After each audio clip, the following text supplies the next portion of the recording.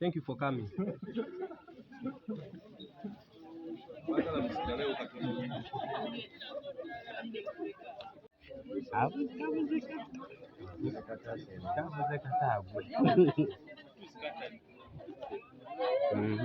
Kulonda kaagala kutegeeza bannayuganda bonna nti keeteekateese okulaba nti nno buli kimu kye kaateeka ku nteekateeka gye bayita roadmap nti kikolerwa ate kikolebwa nga kyetabwamu buli omu alina okubaako ky'akola okulaba nti tufuna akalulu akeerufu ak'emirembe ate nga ka bwenkanya. Twagala okutegeeza bannayuganda nti akakiiko bwe kanga kakola buli kimu kye kakola ku roadmap kalaba nti nno abalina okubaako kye bakola be tuyita stakeholders nti beetaba mu bintu ebyo byonna bye tukola.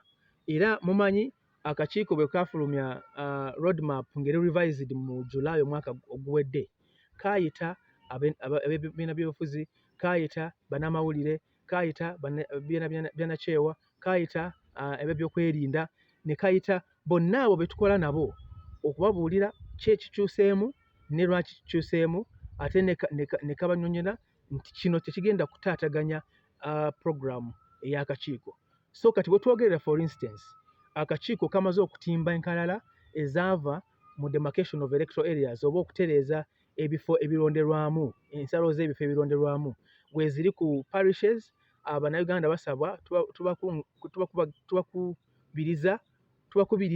tubakubiriza bagende ku parishes zaabwe balabe ebyava mu demarcation of electoral areas oba okutereeza ebifo ebironderwamu. Bwanga balina kye beegumulugunya bakireete, akakiiko kali bulindaala okubiwuliriza n'okubigonjoola. So twetegese, akakiiko keetegese okulaba nti akalulu kano ke tugenda okugendamu kaba ka mirembe, kaba keerufu ate kaba ka bwenkanya. Naye okubeera n'akalulu bwe katyo kyetaaga buli omu alina ky'okukola akikole mu mateeka, akikole mu mirembe, akikole ng'awa munne ekitiibwa. Mwebale nnyo.